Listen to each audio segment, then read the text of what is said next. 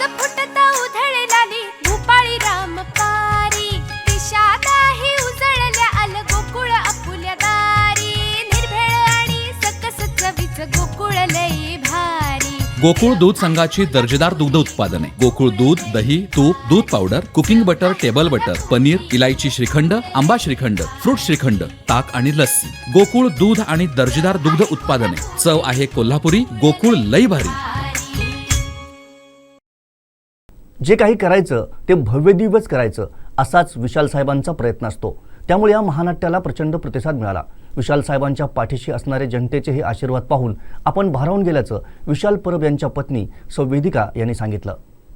प्रतिसाद पाहून फारच कौतुक वाटतंय, कारण शिवाजी महाराजांची कीर्ती आम्ही कुठल्याही भाषेतून सांगू शकत नाही, पण जे काय हे प्रदर्शन शहीद साहेबांनी दाखवण्याचा प्रयत्न केला आणि लहानपासून थोरांपर्यंत हा पोहोचलेही याचा आम्हाला फार समाधान वाटतंय आणि कौतुकही वाटतंय।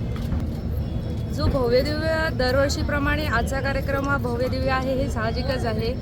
यावरून एकच सिद्ध होते की जो मी मागच्या इंटरव्ह्यूत तुम्हाला सांगितलेला मला लोकांचा आशीर्वाद पाहिजे, आपला माणूस म्हणून विशाल साहेबांची प्रचिती पाहिजे, ती मला या लोकप्रतिसादातून दिसून येते, यातच मला समाधान आहे। हे नाटक ठेवण्याचा उद्देशच हा होता, जे आपण बाहेर जाऊन दुसऱ्या शहरात जाऊन जे पाहतोय ते आपल्या सर्वसामान्य लोकांपर्यंत हे पोहोचतच नाही आणि त्याच्यासाठी ते खास या इथल्या जनलोक हितासाठी हे प्रदर्शन आहे आणि त्याचं मला समाधान आहे।